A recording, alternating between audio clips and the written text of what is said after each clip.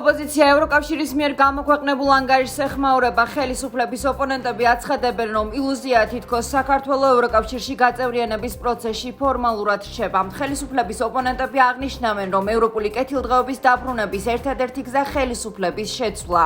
განსხვავებულად ფიქრობენ მმართველ გუნდში. ხელისუფლება კვლავ დასავლეთს აკრიტიკებს და აცხადებს, რომ ევროკავშირის მიერ გამოქვეყნებულ ანგარიშს ელოდა.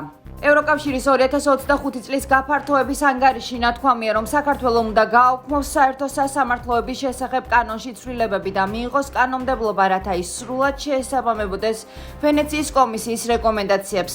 ასევე აღნიშნულია, რომ საქართველოში არჩევნების ზოგადი ჩარჩო ყოვლის მომცველ რეფორმებს საჭიროებს. ხაზგასმულია, რომ საქართველოს მომზადების ადრეულ ეტაპზეა 2024 წლის მომზადების გარკვეულ დონესთან შედარებით დაბლა და ზედიზედ მეორე წელია, რაც უკუსვლა შეინიშნება. ანგარიში ასევე აღნიშნულია, რომ გადახედილი სამართლებრივი ჩარჩო ძირს უთხრის სასამართლო სისტემის დამოუკიდებლობასა და მთლიანობას და უკანწევს ადრე გატარებულ რეფორმებს. კანდიდატი წევრობის მხრიდან ყველაზე უარესი შეფასება ჩვენ მივიღეთ. ეს არის ოცნების მხრიდან იმ არადემოკრატიული და ძალადობრივი ქმედების შედეგი, რასაც ბოლო წლებია ქართული ოცნება ახორციელებს. განსაკუთრებით იმ ფონზე ეს კატასტროფულია, მაშინ როდესაც საქართველოს წლების წინ იყო მოწინავე ევროინტეგრაციის გზაზე. სამწუხაროდ ევროინტეგრაციის გზაზე ქართული ოცნება იქცა ბარიერად და ის საკუთარი ძალაუფლების, ასევე კორუფციული გზით ხალხისთვის მოპარული, ასე ვთქვათ, ფულის დაცვის მიზნით მზად არის ფერხუშგათელოს ქართული ხალხის ინტერესი. გეგმაღზომიერად გააკეთეს და იარეს ისე, რომ დღეს ყოფილიყო ეს სავალალო შედეგი ჩვენი ქვეყნისათვის. მაშინ, როდესაც ჩვენ ვიყავით მოწინავე ქვეყანა, დღეს საერთოდ უბრალოდ წარმოუდგენლად მძიმე სიტუაციაში ვართ და თავარი ის არის, რომ ჩვენ ხელშია, საქართველოს მოქალაქეების ხელშია ყველაფერი. აქედან გამომდინარე, თუ საქართველოს მოქალაქეები გააგრძელებენ სწრაფვას ამ შემთხვევაში ევროპისკენ, ჩვენი კარი არ იქნება საბოლოოდ ჩაკეტილი, მაგრამ ამ რუსული რეჟიმის პირობებში გვეუბნებიან, რომ მაქსიმალურად კარი ჩაკეტილია. ისკენ მიმავალი გზა არ გადის ნამდვილად არც ურსულა ფონ დერ ლაიერზე, არც ქალბატონ კალასზე და არც ქალბატონ კოსზე.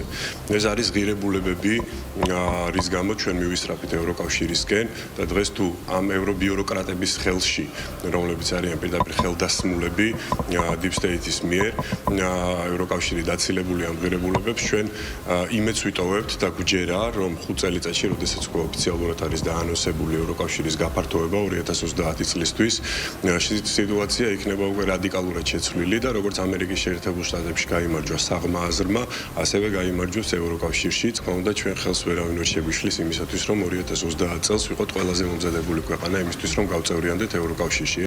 ირაკლი კობახიძის სამუშაო ვიზიტი ჩინეთის სახალხო რესპუბლიკაში გრძელდება. მთავრობის მეთაური ჩინეთის სახალხო რესპუბლიკის სახელმწიფო საბჭოს პრემიერ-მინისტრ ალი ციანს შეხვდა. კობახიძემ ასევე მონაწილეობა მიიღო ჩინეთის საერთაშორისო იმპორტის გამოფენის გახსნის ცერემონიალში. ირაკლი კობახიძე ჩინეთში პრემიერ-მინისტრის მიწვევით იმყოფება. ღონისძიებაში საქართველოს წელს საპატიო სტუმრის სტატუსით მონაწილეობს. სამართალდამცავებმა ეგრეთ წოდებული ქურდული სამყაროს წევრობის, ქურდული სამყაროს საქმიანობის მხარდაჭერის, ქურდული სამყაროს წევრისთვის მიმართვის ბრალდებით 34 პირი დააკავეს, რამდენიმე პირს კი ბრალი დაუსწრებლად წაუყენეს.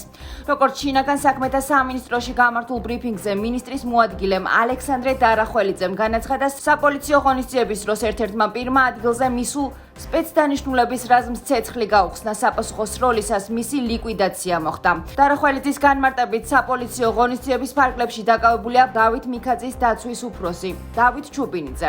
შინაგან საქმეთა მინისტრის მოადგილის განცხადებით, ჩუბინიძე და დავით მიქაძე წინასწარი შეთანხმებით ჯგუფურად დაეუფლნენ ვახტანგ კობიაშვილის სახელზე რეგისტრირებულ 5 ცალ ცეცხლსასროლ იარაღს, საიდანაც ერთ-ერთი მართლსაწინააღმდეგოდ გაასაღეს მესამე პირზე.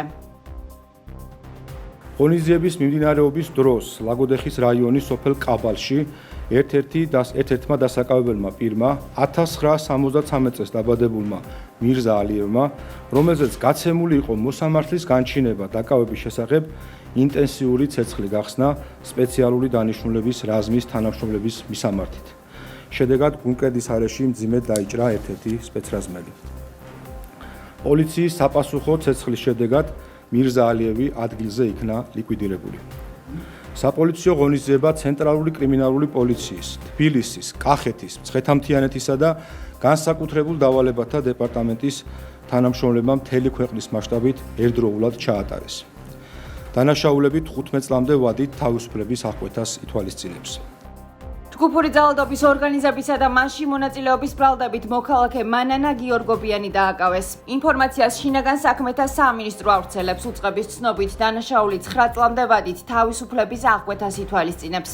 სამართალდამცველების მიერ იდენტიფიცირებულია დანაშაულში მონაწილე 6-ვე პირი. ფაქტთან დაკავშირებით გრძელდება შესაბამისი საგამოძიებო მოქმედებები.